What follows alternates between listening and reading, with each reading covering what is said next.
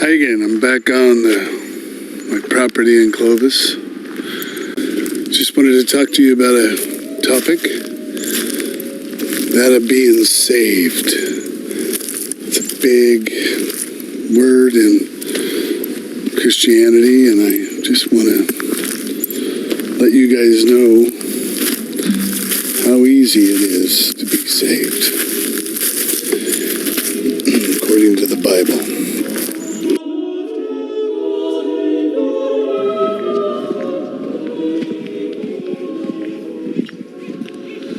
According to the New Testament authors, you can be saved by developing faith, through faith in Jesus, by developing belief, by developing hope, by grace, by developing belief and grace, by the prayer of faith, by calling on the name of the Lord, from the gift of God by grace and through faith, through his purpose and grace, through belief and baptism, through baptism by the resurrection of Jesus Christ, according to his mercy by the washing of regeneration, by managing our behavior and thoughts, and by focusing on the gospel, us and the others that hear us. It's fairly easy to understand the concepts of belief, faith, and hope.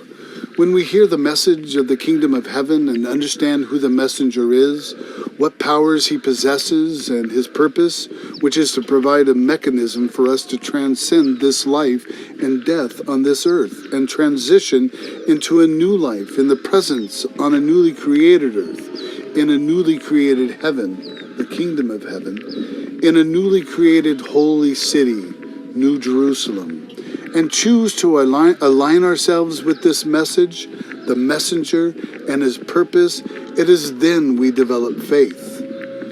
When we anticipate his promise of life after life, then we develop hope.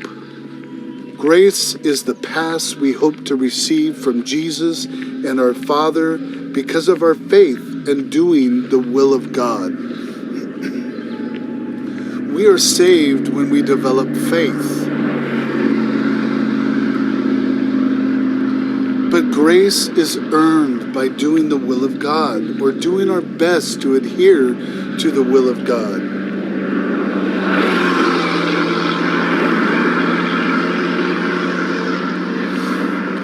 And repenting when we fail. Most of the parables and stories Jesus provided for us in the New Testament, if not all of them, refer to the expectation of the faithful in relation to Jesus and the kingdom of heaven. All of them indicate something we must do to receive grace, or what not to do to lose the grace we hope for. That's something he wants us to do, is the will of God. If we have faith and knowingly and willfully choose not to do the will of God, then we won't receive the grace we hope for. I understand this isn't the message that's being preached from the pulpits today, but the New Testament authors make the case extremely clear, not simply in one or two passages, but throughout the New Testament.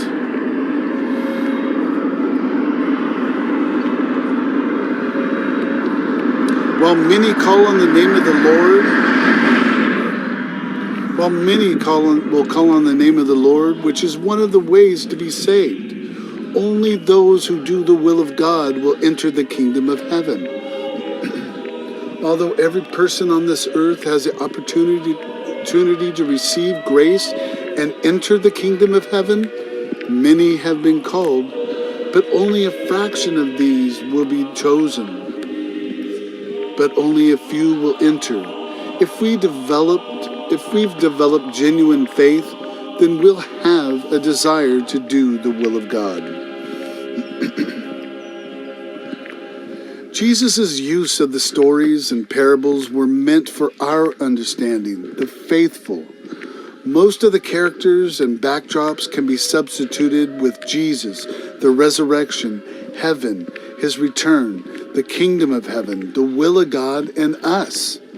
The Good Samaritan story teaches us that if we choose the royal law, then we will live.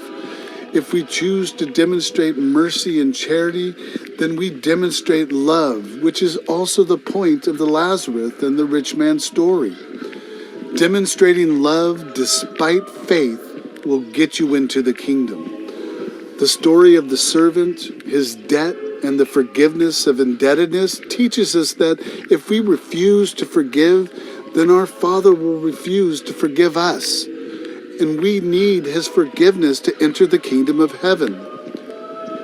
The story of the master giving the servants money and investment teaches us that if we refuse to preach the message of the kingdom of heaven, then he will remove his investment from us and view us as wicked. In all these stories, we can assume Jesus is referring to us, the faithful. Despite faith, if we actively choose not to do the will of God, then we will be held accountable. We are expected to do the will of God, and when we fail, and we will, we must acknowledge our failure directly to our Father and ask his forgiveness.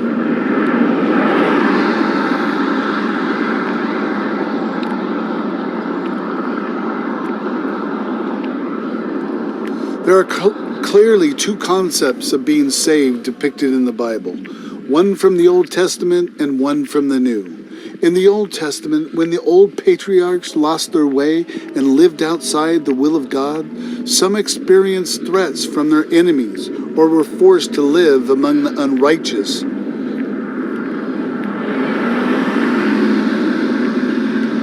An emotional experience they clearly described as hell.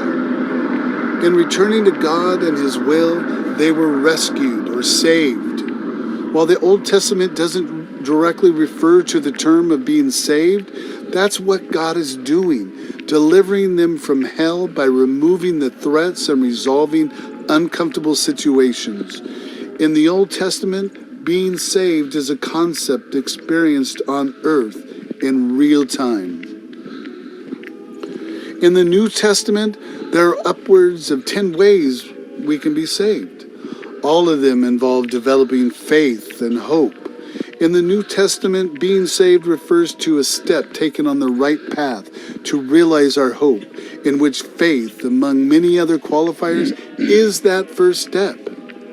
If the New Testament concept of being saved is consistent with the Old Testament concept, then being saved refers to being rescued from hell, the location, by God.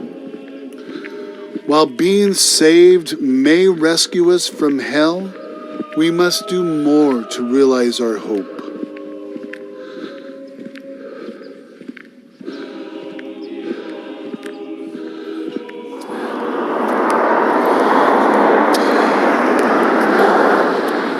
A lot of people will equate being saved with being granted a free ticket to the kingdom of heaven.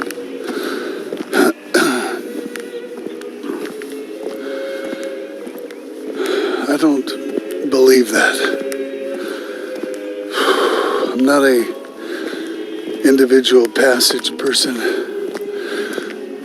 I like to see the concepts that are threaded throughout the New Testament instead of picking up one or two passages.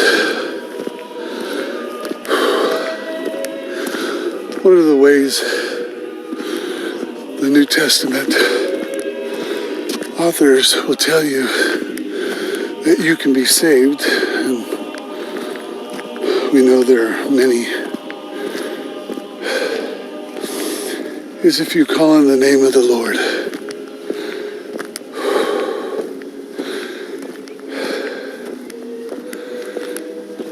But if that gets you a ticket to the greatest show on earth when we die, what does it mean when New Testament author indicates that Jesus said,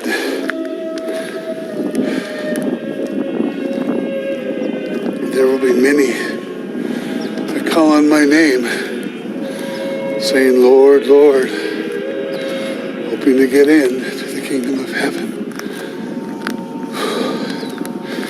Jesus himself said, only those who do the will of God will enter the kingdom of heaven. If you're a passage person, I don't know how much clearer it gets than that.